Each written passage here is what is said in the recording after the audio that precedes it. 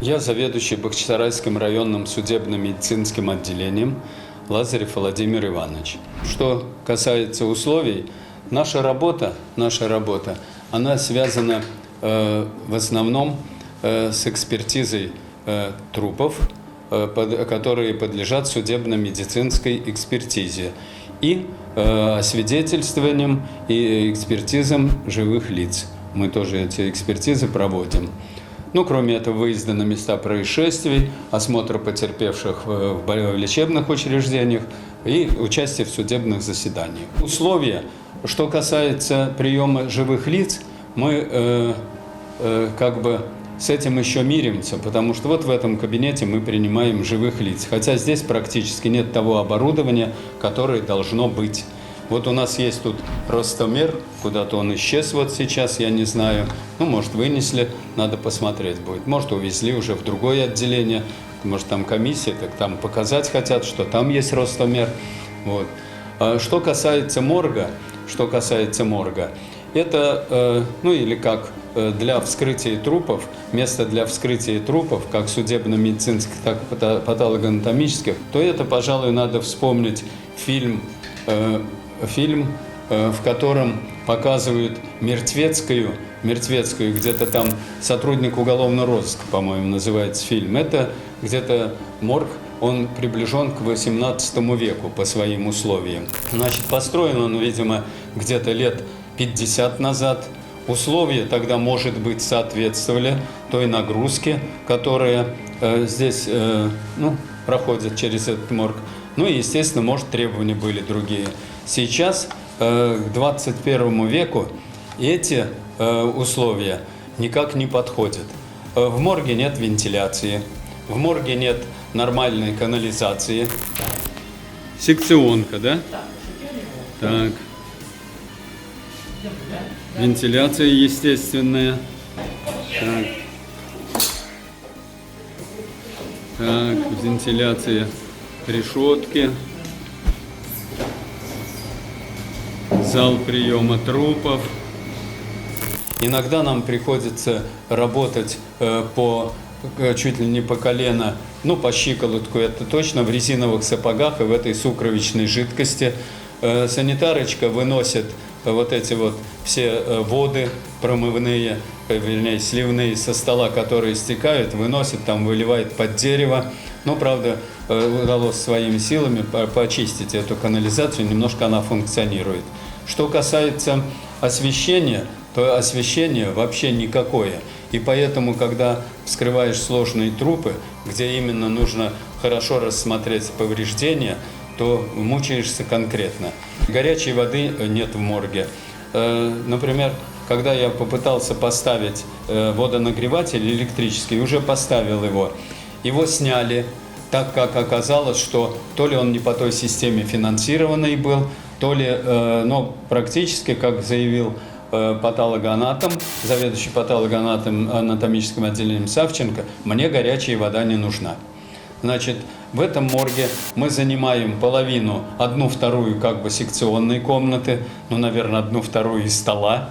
Занимаем, холодильной камеры на 2 каталки, в то время как у патанатомии есть еще кассетная камера на 8 каталок. Естественно, эти камеры у них служат для приема трупов, для платного хранения. Платное хранение у них стоит 2000 в сутки. Вот. Но сейчас более-менее мы отрегулировали эту холодильную камеру, там температура сносная, что трупы не портятся. У нас есть 4 санитара дежурных, их не принимают на работу почему-то. У нас в штате нет ни одного лаборанта. У нас в штате нет ни одного регистратора. Последнего регистратора отсюда убрал исполняющий обязанности начальника бюро для того, чтобы создать здесь невыносимую обстановку. Поэтому на сегодняшний день мы вынуждены были подать заявление на увольнение всем коллективам, за исключением одной санитарочки. Один эксперт уже уволился, отдел кадров с Министерства здравоохранения выезжали сюда, привозили этого исполняющего обязанности начальника бюро Олейника, который здесь что-то бормотал непонятное, что если даже они все уволятся, отделение все равно будет работать. Я не против этого, но нужно создавать нормальные условия для работы, правда? Мы решили проверку сделать небольшую, и я отозвал свое заявление на увольнение. Только я отозвал свое заявление на увольнение, как была тут же создана комиссия по проверке моей деятельности. Это грозило мне вторым выговором. Один выговор у меня еще не снят. Значит, выговоры мы получили с экспертом за то, что мы решили, что нужно все выполнять так, как положено. Согласно 346 Н приказу Министерства здравоохранения, мы не имеем права проводить экспертизы акушерско-гинекологического профиля. Мы объяснили, что это проводит эксперт, имеющий специальную подготовку. У нас такой подготовки нет. За это эксперт Борщев сразу же получает выговор от имени исполняющего обязанности начальника бюро. Хотя вот сидя за этим столом, проверяющий в марте месяце говорила нам: вы не имеете права проводить такие экспертизы. И за это на меня было наложено взыскание. Потом его сняли как незаконное. Но накладывалось оно для того, чтобы не допустить меня к подтверждению высшей категории, которую я имею с 1995 года. Каждые 5 лет я успешно подтверждал, а вот здесь почему-то я не могу ее подтверждать. И это связано с тем, что 1 сентября 2017 года я провел экспертизу ребенка 2,5 месяца и установил, что смерть наступила от кровопотери, развившейся в результате разрыва верхней брюшечной вены при циррозе печени. Там была цитомегаловирусная инфекция, которую явно доктора просмотрели. Все. Мне было предложено исполняющим обязанности начальника бюро, но тогда он был заместителем начальника бюро по экспертной работе, Олейником, чтобы я свое заключение переделал. Я сказал, я его переделывать не буду, вот если вы хотите, переделывайте. Он сказал, хорошо, комиссионная экспертиза его, поломает. Действительно, была проведена комиссионная экспертиза в марте 2018 года, и мое заключение поломали. Со стороны Бахчисарайской районной больницы, со стороны амбулатории не были выполнены стандарты оказания медицинской помощи. Когда дело было возбуждено, 7 месяцев мы ждали результата комиссионной экспертизы из Симферополя. И они написали, что причина смерти ребенка – это тупая травма живота, соизмеримая силой удара как при ДТП или падения с высоты. То есть фактически они обвинили меня в совершении тяжкого преступления. Было дано заключение, что эти повреждения, разрыв вот этой вот вены образовался от травмы, возможно, при ДТП. Я думаю, что да. Ребенок в 2 месяца перебегал дорогу, его сбила машина, машина скрылась, а ребенок скончался. Была назначена повторная комиссионная экспертиза в Севастополе, и там они подтвердили мое заключение. Никаких признаков травмы, естественно, на теле не было. И с тех пор началось все, что хочешь. А это нужно для того, что какие-то отношения между главным врачом и исполняющим обязанности начальника бюро Олейником, Гайдарев и Олейник, я несколько раз просил Олейника, так как у вас такие отношения, наведите порядок в отношениях патологоанатомического отделения и судебно-медицинского. Этот патанатом, он доходил вообще до маразма. Он сбрасывал с каталки трупы, которые подлежат судебно-медицинской экспертизе. Вот эта вот стационарная камера, холодильная, которая у вас есть на съемке, она была тоже разделена на 2 части. 2 каталки наши и 2 каталки ихние. Но у них еще есть 8 мест в холодильной камере, в кассетной. Так он еще ставит туда пустые каталки. Я говорю, зачем вы это делаете? Наши трупы, у вас там в трупоприемнике от этого агрегата, от вашего, плюс 40 температура. Труп поступает в пятницу, к понедельнику он уже зеленый. Все, это возмущение и родственников, и нам тоже работать нужно. Что с гнилым трупом, а что с нормальным трупом. Значит, это мои места, все, никакого разговора. Просил навести. Главный врач я вообще 4 раза ходил к нему на прием, он меня не принимал. То он готовится к совещанию, то ему некогда, ладно, бог с ним. Просил этого Олейника. наведите порядок, да, давайте все как-то это все. Я говорю, я пойду к главврачу, не надо ходить, я сам с ним разберусь, он с тобой, он тебя слушать не будет. И все вот это дошло вот до такого вот состояния. Я думаю, что достаточно этому человеку, нормальному человеку, где находится на судебно-медицинской экспертизе или на патологоанатомическом вскрытии его родственник, достаточно того, что он видит, куда поступает его умерший родственник и откуда он выдается. Это условия, вы извините, таких условий нигде нет. Таких условий нет. Человек должен иметь, если он умер, да, вообще вот, он должен, погребение его должно быть достойным, правда ведь? Какой он был, это не наше дело, но выдать тело с человеческих условий, да, а не с таких вот, это же ерунда самая натуральная. Представьте себе, лежит гнилой труп, да, с него сыпятся опарыши, это черви такие, да, там течет с него все, да, и в это время выдают родственника какого-нибудь нормального, чистенького. И, естественно, нареканий очень много, но все это сводится к чему? Я пишу служебные записки на имя исполняющего обязанности начальника бюро. Ответ. Факты, изложенные Лазаревым, не подтвердились. Бюро, и главный врач создают все комфортные условия для работы. Вы извините, я хотел бы посмотреть, в каких они комфортных условиях живут дома. Так, если нас заставляют работать вот в таких условиях. Там нет вентиляции вообще никакой. Я вот, когда приехал сюда, я поставил на окно сетку, чтобы мухи хотя бы не залетали, а то плюс ко всему еще летит масса мух. Вытяжки здесь нет никакой вообще. Ни приточно-вытяжной вентиляции, ни просто вытяжной здесь нет. Ложные заключения о смерти, они пишутся для чего? Чтобы статистика не видела, и, естественно, это идет в отчет, да? Если это будет, какая-то другая причина смерти, удобная им, то, естественно, этот отчет поступает и в Минздрав. И Минздрав видит, что здесь все хорошо. Зачем сюда нужны медики? Зачем сюда нужно оборудование? У них и так все нормально. И вот, смотрите, в 2017 году у них по отчету умерло в стационаре 222 человека, а патологоанатом вскрыл 384, да? В 2018 году опять 222 человека скончалось, да? А патологоанатом вскрыл 400. Вы извините, откуда эти трупы взялись? Да, хорошо. Я понимаю, что кто-то умер из дома, кто не подлежит судебно-медицинскому вскрытию, но это единицы, а все остальные, они умерли в стационаре, но сразу же направлялись в морг. И все, потому что нужно свидетельство о смерти. И все в порядке. И тем более, вот это, наверное, финансовая заинтересованность.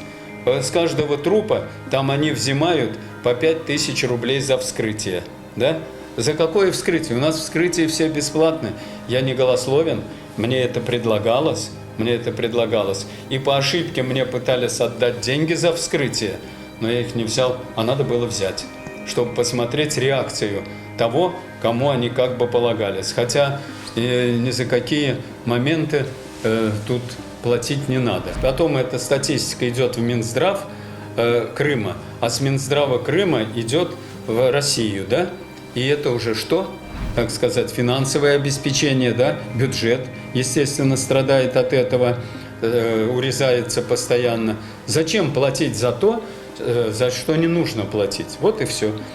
Что касается нас, мы выполняли с экспертом, теперь же я в прошедшем времени говорю, выполняли с экспертом всю работу и санитаров, и лаборантов, и регистраторов, да, ничего нам за это не платили.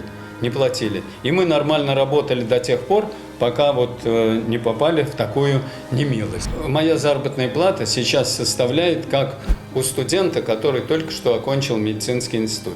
Потому что с января месяца мне не производится оплата за высшую категорию. Я знаю, где-то может быть около 40 тысяч. Я заведующий отделением, кроме этого. А у эксперта где-то, по-моему, 36 или 32 ли. Установлено. Кроме этого, мы работаем еще, здесь нужно чисто физических 3 эксперта. Мы двое. Ну, у нас как по 1,5 ставки, да, получается. А одна ставка у нас свободная. В других местах она называется вакантным фондом, да, то есть с этой ставки нам за переработку должны определенно начислять какие-то суммы. Ну, там я знаю какие-то стимулирующие, которых я практически никогда не видел. Вот у меня санитарочка за прошлый месяц, за сентябрь месяц, она получила стимулирующие 5000 рублей. В то время как вторая санитарочка ничего не получила, и эксперт, и я тоже ничего не получили. Вот я сейчас обратился в Минздрав, чтобы они проверили целевое использование бюджетных средств, за что человеку выписали вот эту сумму. То это палочная система? У нас нет палочной системы. У нас есть нормы, предусмотренные 346 приказом. Там, что эксперту районного отделения, допустим, положено вскрыть 60 трупов в год и порядка 120 живых лиц освидетельствовать. Ну вот, мы вскрываем на двоих, мы вскрываем 315 в год, так? И где-то живых около 500 на двоих. Вот, а никаких этих надбавок, ничего у нас нет. Объясняется так. Вот я даже спрашиваю, я говорю, так отпускаются же деньги. Почему в других местах, где я работал, например, да, все, доплата идет по высшей категории с полным использованием вот этого, ну, я получал, допустим, до 70 тысяч. Вот. Это вот Татарстан, допустим, да, я там работал, вот так вот. Там, где срезали вот эти вот все проценты, все, ну, сейчас, конечно, все это восстанавливается, потому что руководство хотело сдержаться на своем месте, надо было показаться хорошим в Минздраве, как бы экономии бюджетных средств, экономили на экспертах, вообще на сотрудниках. Ну вот. А что касается выгоды, непонятные моменты. Есть масса таких моментов, которые понять очень трудно. Мне перечисляют деньги на карточку, да? Значит, я могу увидеть иногда свою вот эту расчетку, да, и увижу там, сколько у меня. А так, ну, с карточки там жена снимет деньги, да, для семейных, для пополнения семейных нужд, и все. Я не хочу сказать, что мы живем в таком изобилии, но просто-напросто как бы то, что мы зарабатывали, да, я говорю в прошедшем времени, нам этого хватало. Мы подали все заявления на увольнение. Когда начались на нас вот эти вот гонения, когда молодому эксперту, который отработал 5 лет, нормальный, грамотный эксперт, ему вдруг объявили выговор. И он, не ожидая второго выговора, а ему объявили выговор по той же самой причине. Когда сломали его заключение по живому лицу, он, естественно, возмутился. И это возмущение вызвало гонение. Почему? Потому что по сложным экспертизам, зав. Отделом сложных экспертиз является жена олейника. Они у нас ломают эти экспертизы как хотят. Хотя потом эти ихние экспертизы тоже ломают. Но почему-то никто на это не обращает внимания. Хотя это можно указывать в отношении ребенка, да, можно сказать, что это была ложная судебно-медицинская экспертиза. И они должны были быть привлечены по задачу заведомо ложного заключения. Но этого не произошло, и просто там сейчас эта семья бьется, чтобы правоту какую-то доказать. Но я не знаю, к чему там все это выйдет. Эксперт уволился, но и он собирается уехать. Он уже нашел место. Фамилия эксперта Борщев Юрий Викторович. Молодой эксперт, 5-летний стаж у него, 2-я категория, но он очень грамотный, вдумчивый эксперт. Вот. И, извините за выражение, не рвач. Вот. Его интересует работа. Вот только что мы с ним разобрали один очень интересный случай огнестрельного ранения. У него есть совесть, и он уже уволенный, он все равно заканчивал это заключение. У него жена учительница, она в этом году получила 5 класс, там она классный руководитель. Но с детьми она пропадает, пока у них своих детей нет. Они же поженились недавно, но она все отдает этим детям. Сейчас в связи с тем, что муж ее будет отсюда уезжать, естественно, она уже подала заявление на увольнение. Вот я беседовал с директором школы 3-й гимназии. Она говорит, ну вы что-нибудь придумайте, вы что в самом деле? Мы остаемся, учебный год, все укомплектовано, да, и вдруг у нас уходит учитель, классный руководитель. Я говорю, подождите минутку, переговорю я с ними, все будет, может, нормально, может быть, потому что от меня это не зависит. Я его держу здесь, вот осталось 9 дней до того момента, как у него истечет месяц. Вот сегодня он задается вопросом, у меня стаж прервется или нет? Если у меня стаж прерывается, я уезжаю. Я говорю, ну подождите чуть-чуть, да, потому что я не думаю, что где-то кто-то не среагирует, да, и не уберут этого. Он нерадивый, этот начальник, вот это исполняющий обязанности начальника бюро. Это Олейник Константин Викторович. Как эксперт он нулевой, как руководитель никакой. Как эксперт он нулевой. Почему? Когда он мне сказал, ты смотри на свои экспертизы, я смотрю на свои экспертизы. Но еще я привык делать так, что если я где-то появляюсь, мне нужно знать, как здесь работали люди. Какой у них, ну вообще, как они все это описывают, все эти повреждения и все. И у него есть экспертиза, где он на скелетированном трупе, на скелете, дает, что смерть наступила от множественных проникающих колото-резаных ранений грудной клетки с повреждением внутренних органов, осложнившихся массивным кровотечением. Я его спрашиваю, вы это сами делали? Это эксперт высшей категории. Я посмотрел, мой отчет на высшую категорию зарубили люди, которые не понимают одного, что невозможно давать эксперту категорию ниже той, которая у него есть. Можно только, если я защищаю, да, сдаю на категорию, подтверждаю категорию, они могут подтвердить или не подтвердить. Но не писать такое «достоин только присвоения первой квалификационной категории». Кто вам дал на это право? Безграмотным людям, да, заниматься оценкой знаний других людей. Вот.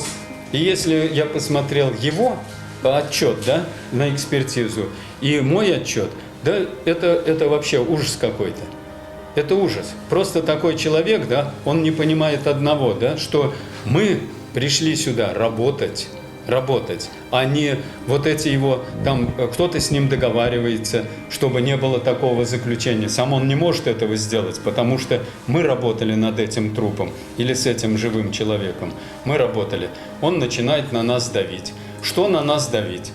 Если хочешь, делай сам, правда ведь? Вот и все. Естественно, эксперт тоже, ну, как мы подали все заявления, и эксперт вот собирается уезжать. У меня дед. Он умер в 1984 году, ему было 104 года. Проработал он в медицине, он и хирург, и гинеколог, и стоматолог. Когда-то он там что-то заканчивал такое высшее. И проработал 75 лет, без нескольких месяцев. 17,5 лет он проработал судебно-медицинским экспертом. И когда я стал работать экспертом, он говорит, ну что, Вова, вам, конечно, сейчас легко, у вас такое оборудование. Вот, с чем ты работаешь? Я говорю, дед, вот я с чем работаю. И показал ему весь инструмент, с которым я работаю. Здесь точно такой же инструмент, которым работал мой дед. Это ножи, малый секционный, большой секционный, реберный нож, пинцет лапчатый, там 2 штуки, там крючок для раздвигания мягких тканей и пила. Кстати, пила, ручная вот эта пила, которая в секционных наборах, она не идет ни в какие рамки, и поэтому мы прикупили обыкновенную ножовку, зубр, у которой закаленные хорошие зубья, и мы пилим ножовкой. Вот о чем хотели бы вы услышать, да, чтобы подумали о нас родственники, если бы в момент вскрытия они бы зашли в секционный зал и увидели, что мы ножовкой, столярной ножовкой пилим голову, они бы не сказали череп, а голову ихнего родственника. Здесь ничего нет, здесь нет фрезы, здесь вообще ничего нет. Вот этот инструмент, которым я пользуюсь, да, мне его подарили в Татарстане в 1995 году, когда после реставрации и реконструкции открывали морг там все, реконструкция была по моему проекту, и вот мне подарили вот это вот полностью секционный набор. Методики одни, методики же классические.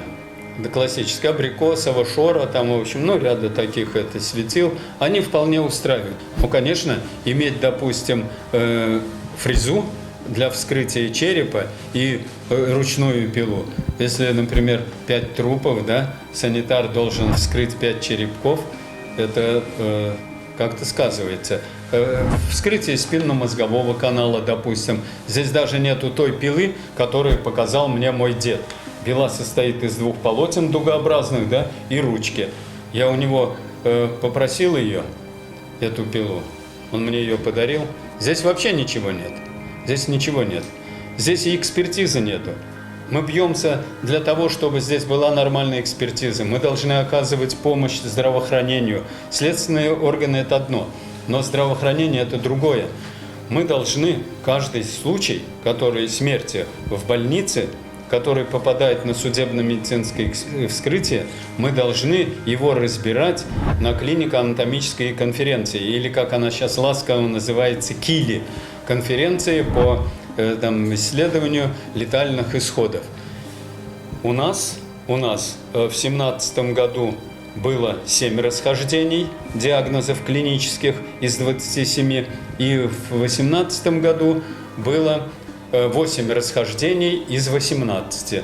Ни разу ни на одну конференцию нас не пригласили. К нам на вскрытие поступало в 2017 году 27 трупов с лечебного учреждения с Бахчисарайской ЦРБ, в 2018 году 18 трупов. В 2017 году было 7 расхождений диагнозов клинических и судебно-медицинских, в 2018 году 8 расхождений. Ни один случай на конференции с нашим участием разобран не был. Единственное, после каждого вскрытия сюда приходила начмед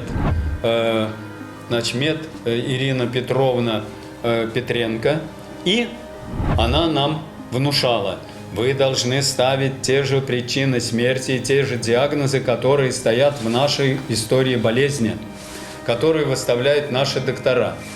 Я говорю: хорошо, мы будем это делать. А почему? Потому что вы у нас в аренде. Ну, я говорю: вы меня не арендовали, вы извините, пожалуйста. Ну, а зачем это надо? Чтобы не было расхождений. Хорошо, вот я вскрываю труп. У вас стоит закрытая черепно-мозговая травма. Так? Так. Я вскрываю, не нахожу. 3 ваших врачей стоят, в том числе и вы. Здесь. Ну, вы, правда, по телефону разговариваете, вам некогда смотреть, что там, какие изменения. 3 ваших врача стоят. Я вскрываю. Никакой черепно-мозговой я не нахожу.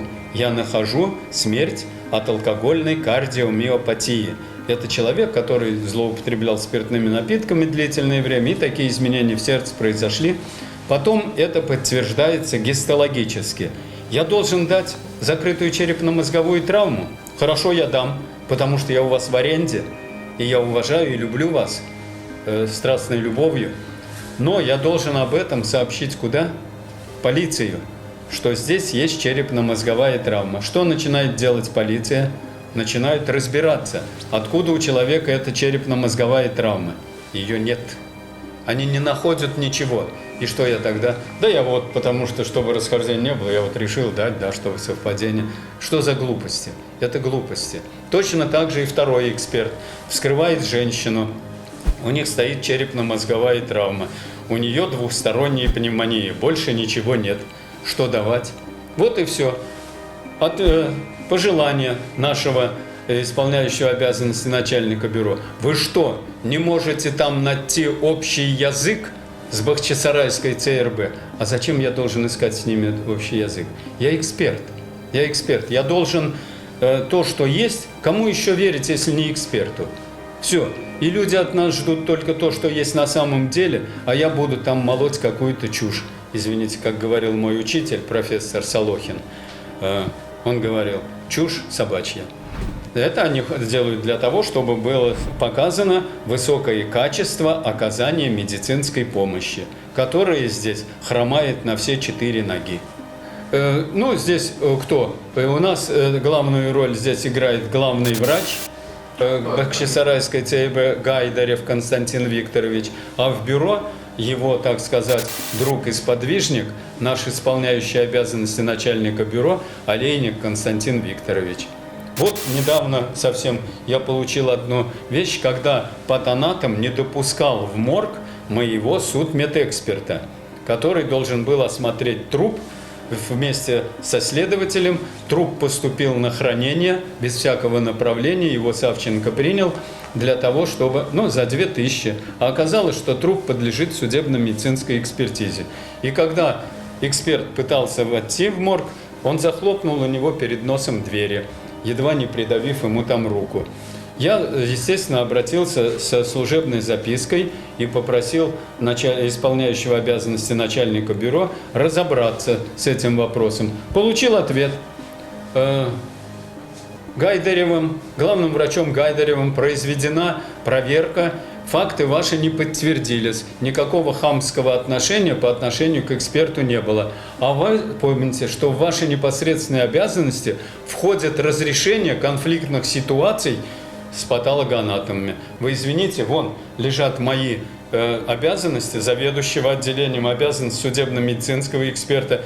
Там нет никаких конфликтов. Почему? Потому что ты, исполняющий, или вы, исполняющие обязанности начальника бюро, должны обеспечить меня рабочим местом, соответственно, моим должностным обязанностям.